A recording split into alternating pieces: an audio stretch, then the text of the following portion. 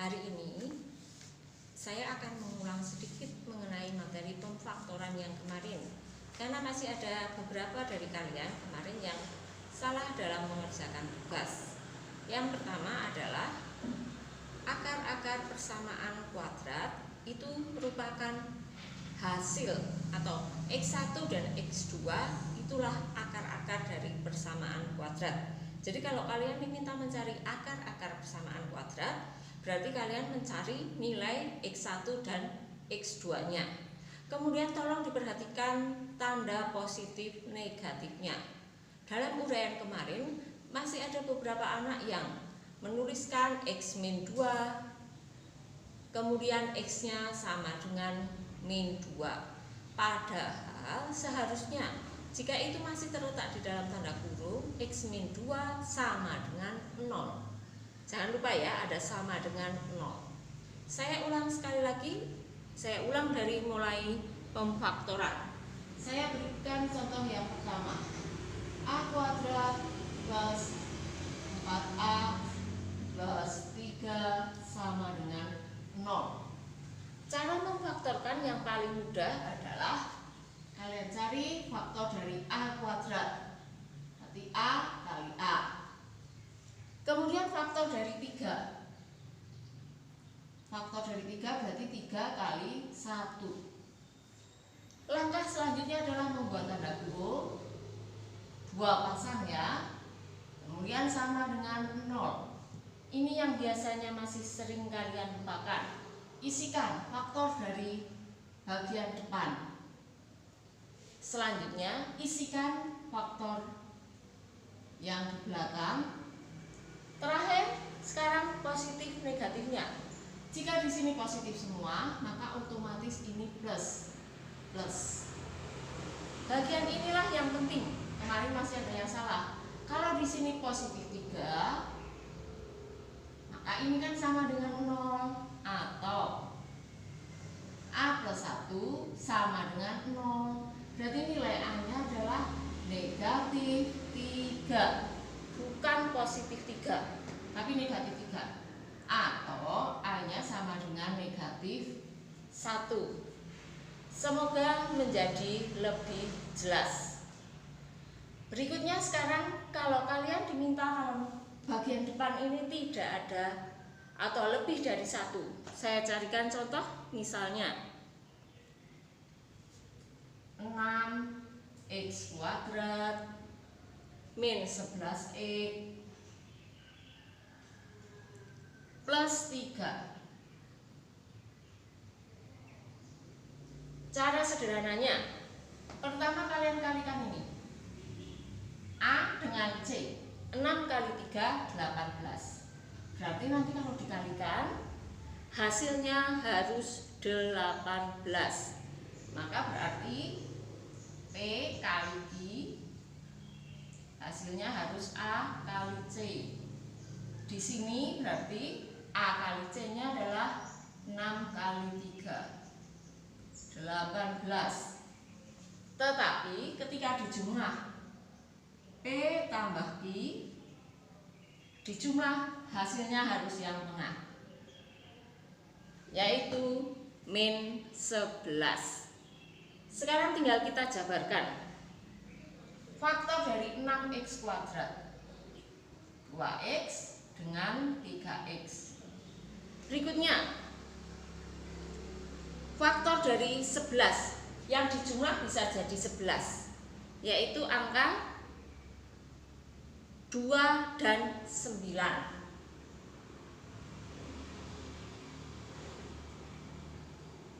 Ini semua ada hubungannya.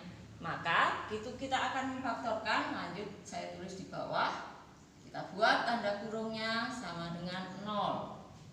Yang 6-nya saya jabarkan menjadi 2x kali 3. Sekarang hasilnya harus 18. Hasilnya harus 18. Tetapi kalau dikalikan nanti jadinya 3. Faktor dari 3 berarti 1 dengan 3. Kalau saya isikan di sini 1, di sini yang 3. Checking hasil. 1 kali 3, 3. 2 kali 3, 6. Berarti belum pas. Karena ini 3, ini 6. Hasilnya hanya 9. Di sini mintanya 11. Maka posisi saya ubah. Memang ini kalian harus mencoba-coba. Posisinya saya ubah. Di sini yang angka 3, di sini yang angka 1. Sekarang ini 3 kali 3, 9. 2 kali 1, 2. 9 dengan 2 mungkin jadi 11. Sama ya? Nah, bagian terakhir adalah tanda positif negatif. Diperhatikan di sini positif. Kalau di sini positif, maka berarti angka kali angka hasilnya harus positif. Jadi urutan ngeceknya depan kali depan, hasilnya depan sendiri. Dalam kali dalam, luar kali luar, hasilnya yang tengah. Belakang kali belakang, hasilnya yang belakang. Sekarang tinggal kita selesaikan, berarti penyelesaiannya atau 3x min 1 sama dengan 0. 2x sama dengan 3, berarti x-nya. Atau 3x sama dengan 1. Semoga sekarang menjadi lebih jelas. Berikutnya, jika kalian diminta menyusun persamaan kuadrat. Persamaan kuadrat saya singkat dengan PK. Diketahui akarnya adalah 2 dan 3. Jangan lupa ketika masuk ke dalam tanda kurung, nah ini harus negatif 2. Ini positif 3, berarti masuk ke kurung negatif 3 sama dengan 0. Kemarin masih banyak yang salah di sini. Kemudian persamaan kuadratnya berapa? Langkah pertama, tuh ya, depan kali depan, x kuadrat.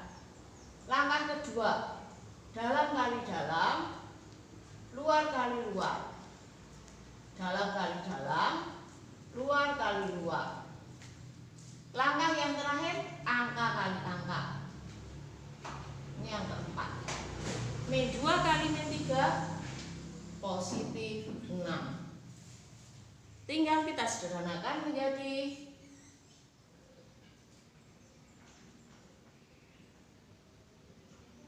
jelas ya. Berikutnya, kalau akar-akarnya ada negatifnya, berarti justru masuk di dalam tanda kurung menjadi positif. Bagian terakhir yang akan saya jelaskan adalah mengenai rumus jumlah dan hasil kali. Kalau diketahui persamaan kuadrat seperti ini, kemudian kalian ditanya berapa toh jumlah dan hasil kalinya, maka secara sederhana dapat saya tuliskan di sini bahwa x1 plus x2 atau akar-akarnya sama dengan min b per a. Kita buktikan dengan persamaan yang di atasnya. X1 tambah x2, x1 nya kan 2, x2 nya 3, berarti 2 tambah 3 sama tidak dengan min B.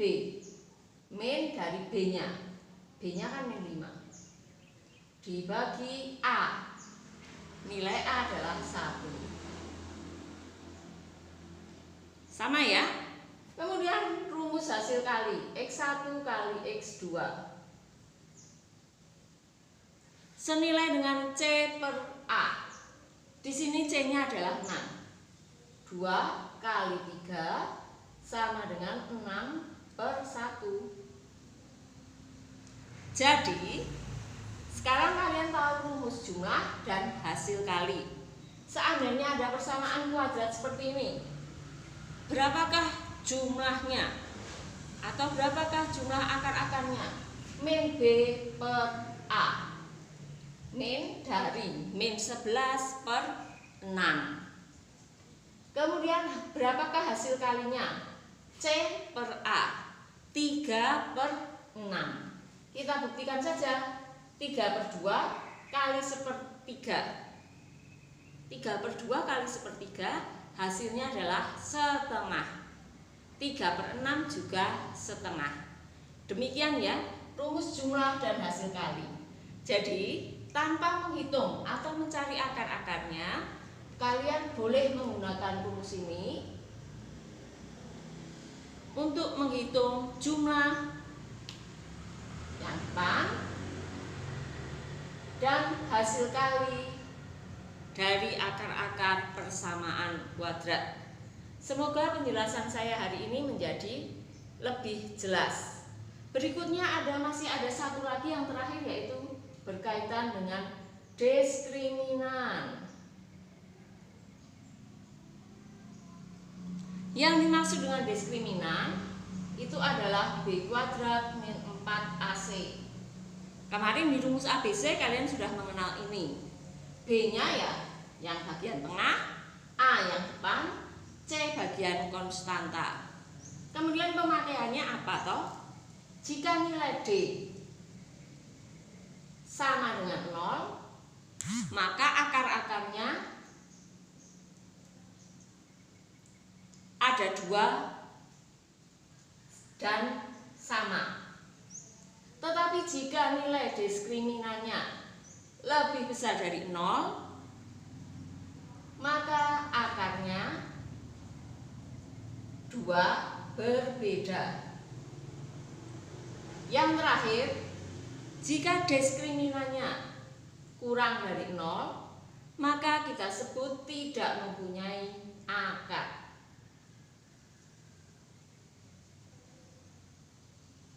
Atau akar imajiner.